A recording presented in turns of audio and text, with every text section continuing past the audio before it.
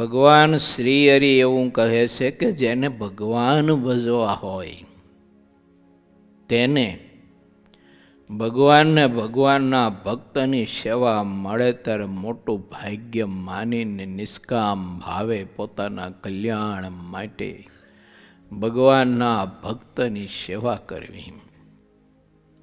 અને ભગવાનના ભક્તની મન કર્મ વચન કરીને સેવા કરીએ ને એટલે ભક્તિનું બળ વૃદ્ધિ પામે. મહારાજમાં પ્રીતિ અધિક ને અધિક વૃદ્ધિ પામે.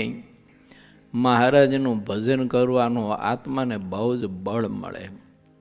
ભજન કરવાનું બળ કોઈને પ્રાપ્ત કરવું હોય તો ભગવાનને ભગવાનના સંત ભક્તની સેવા મન કર્મ વચને કરીને ડૂબીને કરવી.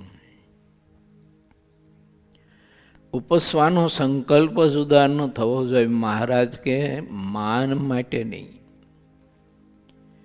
પરંતુ કેવળ ભગવત પ્રસન્નતા માટે ભગવાનના ભક્તની સેવા પરિચર્યા કરવી. એવો અવસર મહારાજ આપણને સૌ કોઈને આપતા હોય છે કે એવા સંત હરિભક્તનું જ્યારે આપણને યોગ મળ્યો હોય ને એની જો સેવા કરીએ તો તેનાથી ભક્તિનું અંગ વૃદ્ધિ આપણું પામે છે.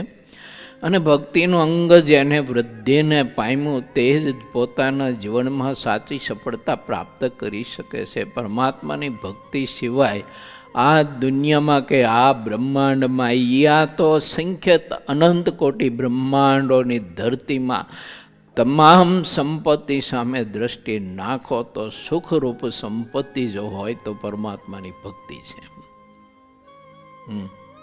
પરમાત્માની ભક્તિ સિવાય બીજામાં કોઈમાં કશામાં સાચું સુખ નથી રહ્યું, કલ્પિત છે અને બહુ ટૂંકી આયુષવાળું સુખ હોય છે.